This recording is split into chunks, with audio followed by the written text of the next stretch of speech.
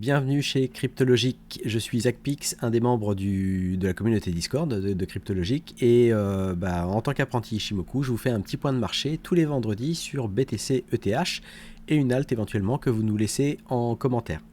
Donc je suis ravi de faire le petit point de marché le vendredi suite au live Twitch que nous avons le mardi soir, notamment avec l'analyse de ZS Trader et ce qui nous permet de suivre un petit peu les scénarios évoqués. Donc tout d'abord sur le BTC, nous avions vu que nous étions dans cette ABC sur laquelle nous suivons effectivement ces lignes de force.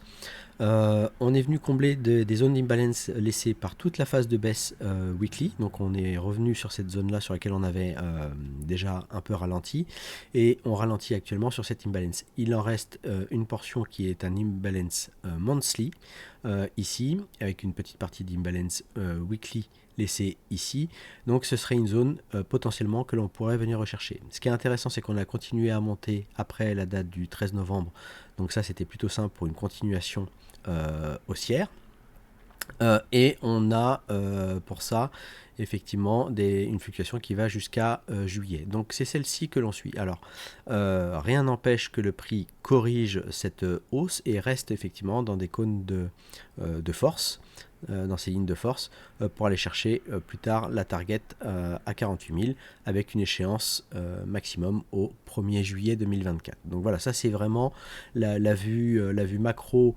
weekly du BTC. Ce qui est intéressant pour nous, c'est d'aller étudier ce qu'il se passe ici. En fait, ce qui se passe, est-ce qu'on peut déterminer un ralentissement? Donc là, je vais descendre en 4 heures. Voilà, donc en 4 heures, on a ici un ralentissement qui est en train de se produire. On venait d'une fluctuation que nous avions tracée comme celle-ci avec ZS, donc avec une vague A, B, C et avec une target atteinte où on était sur la 2N et on ralentit sur la 2N et on est en plein dans la zone d'imbalance. Donc on avait indiqué qu'on pouvait venir descendre jusqu'à cette zone d'équilibre. Alors on est venu déjà taper sur les 40 515 de la zone d'équilibre, donc on est descendu ici sur un plus bas à 40 222. Et aujourd'hui on a repris une hausse qui revient dans la zone d'imbalance et sur laquelle effectivement on avait une zone d'imbalance ici qui était assez importante puisque la chute a été rapide et voilà, donc on revient dans cette zone là. Donc ce qui va être intéressant après, c'est si on veut étudier ce ralentissement, savoir si on va partir à la hausse ou à la baisse, on pourrait descendre de nouveau sur des unités de temps pour voir avec les bougies ce qu'on est en train de construire comme structure. Pour l'instant ici, là, on refait une structure qui a permis cette hausse là.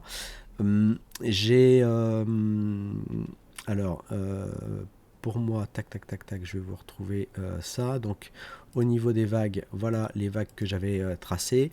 Et j'ai matérialisé pour l'instant un prix de marché, on va enlever l'ondulatoire. Voilà, un niveau de marché sur le croisement du Kumo, sur lequel voilà, on aurait un range potentiellement qui serait à peu près de cet ordre là, et on serait donc dans la partie, on serait repassé dans la partie haute du range. Donc voilà, se méfier, on peut revenir chercher le haut de range, continuer à latéraliser, voilà, donc ça c'est le ralentissement que l'on étudie. Donc le ralentissement qu'on étudie, il y a plusieurs choses.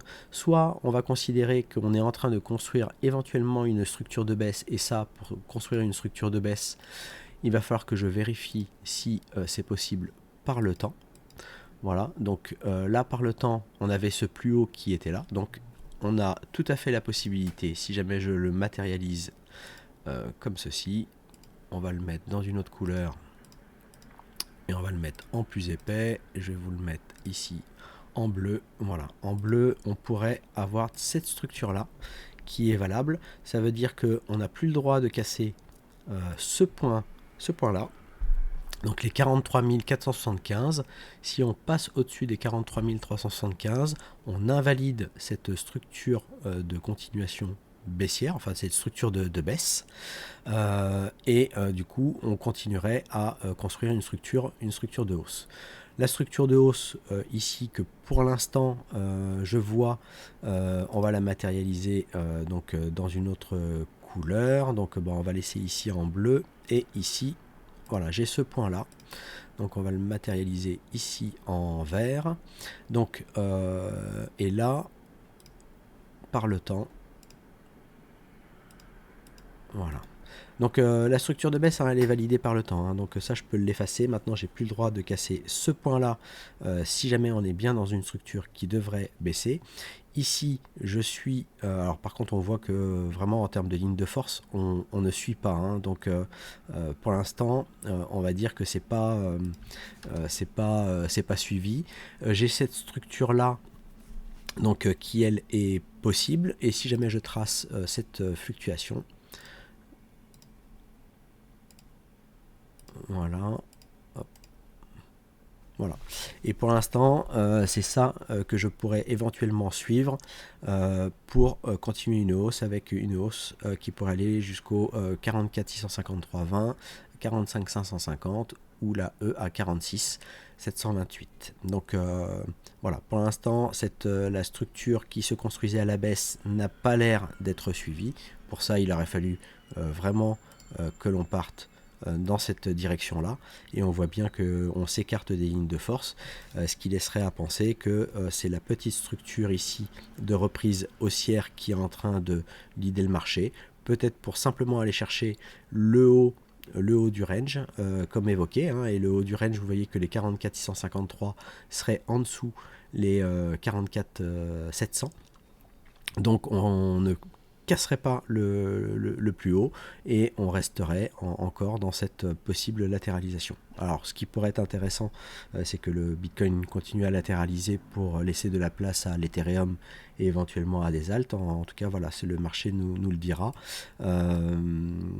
et on a encore du temps, mais voilà le scénario que l'on suit sur BTC. C'est pour l'instant toujours plutôt sain.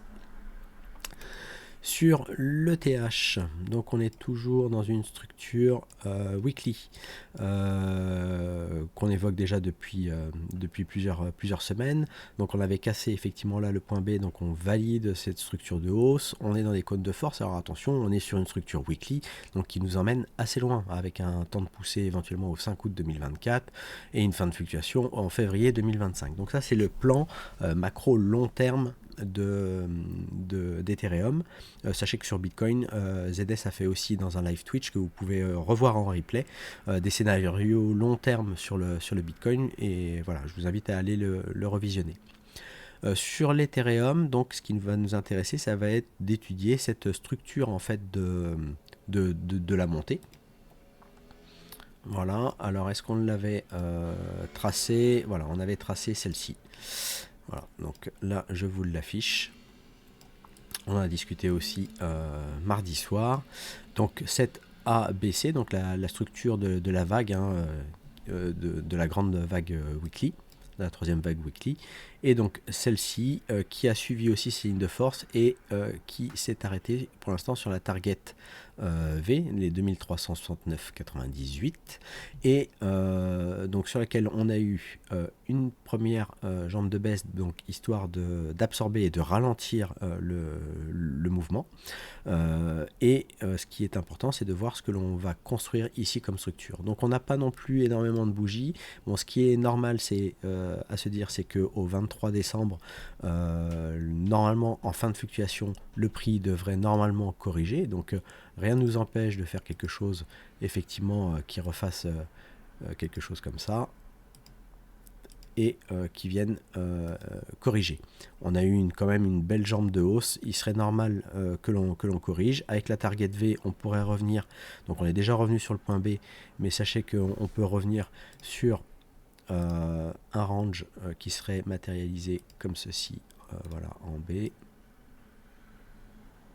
Voilà, donc rien ne nous empêcherait de revenir chercher des points aussi plus bas en bas de range.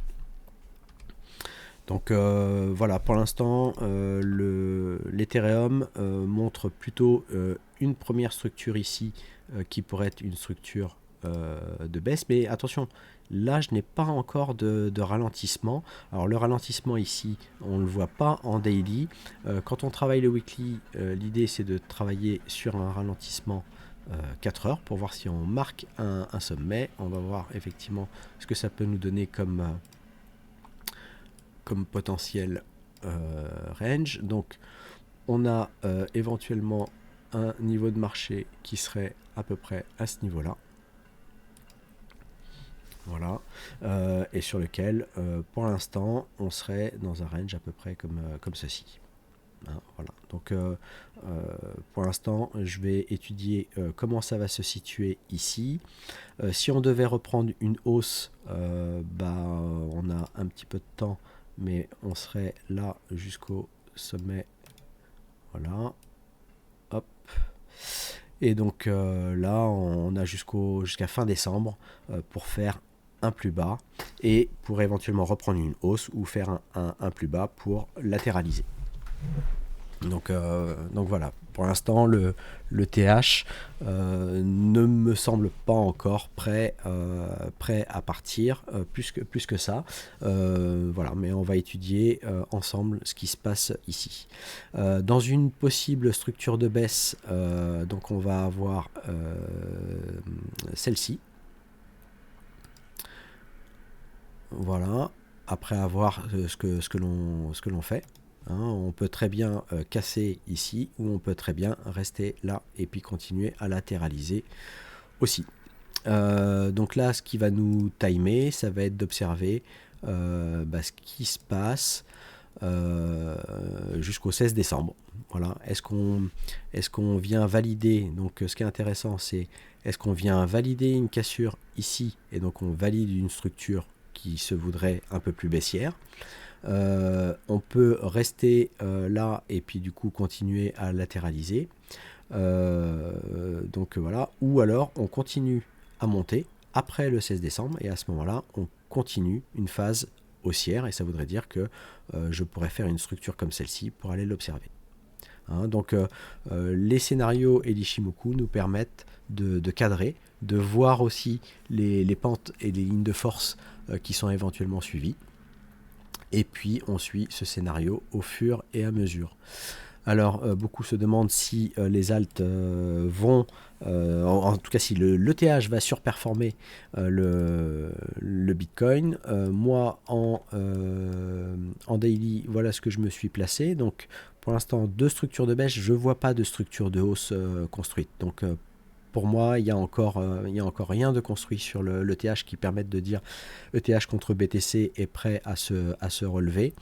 En tout cas, on est encore dans une absorption et là dans un ralentissement.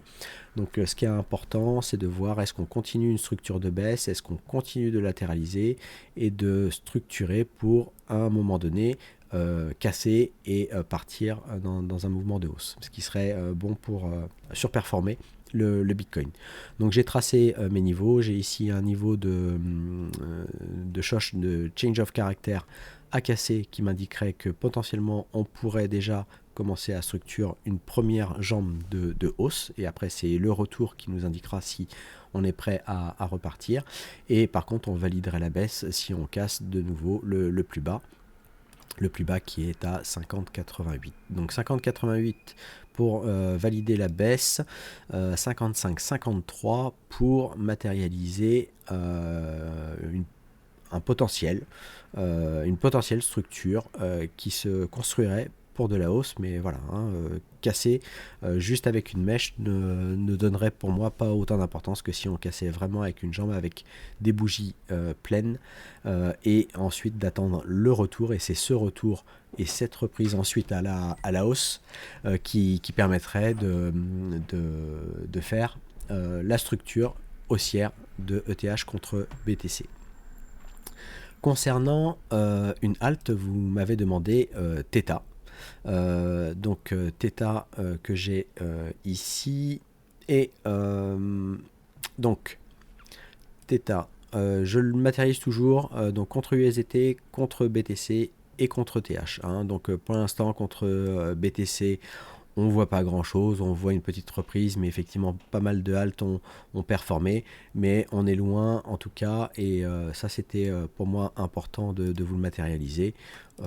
Ici, il faudrait vraiment casser ce niveau-là avec une bougie pleine pour se dire qu'on est en train de construire une potentielle structure de hausse.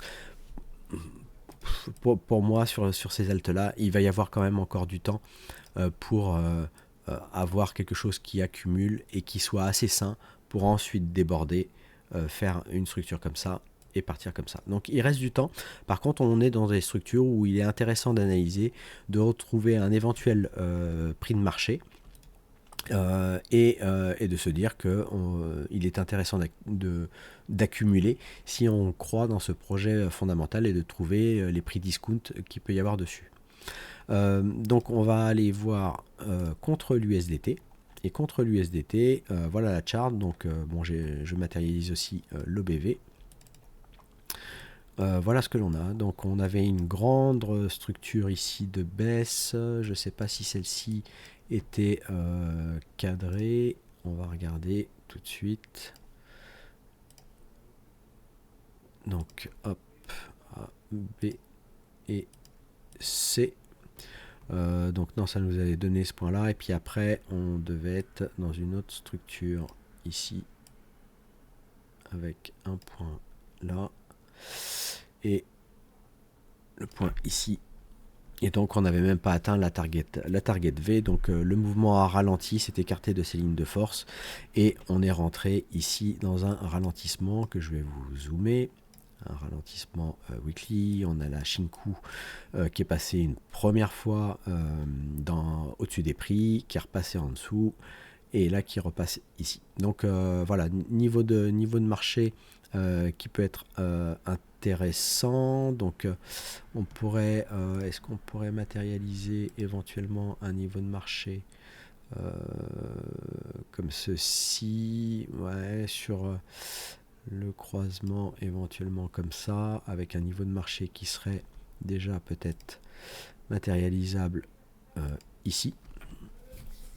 Voilà, et donc bon là voilà, pour moi ce serait un niveau de marché. Je sais pas si avec le VPVR voilà, ça correspond à peu près, on n'est pas très loin, c'est là où il y a eu des gros échanges de volume, donc c'est plutôt pertinent. Et ce que l'on va regarder,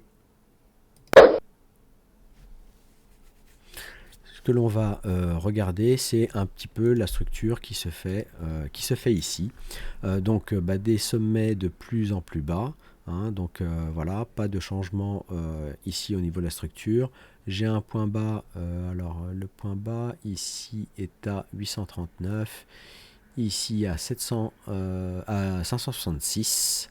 562, donc le point bas serait là. Donc là, on aurait vraiment le bottom 571, vous voyez, 562 ici.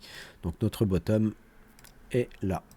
Donc ici, voilà, j'ai mon bottom, donc j'ai mon point bas, donc ce qui veut dire que vraiment, pour casser, donc ce qui est bien, c'est qu'on a cassé ici, déjà, dans un premier temps, la structure, donc le précédent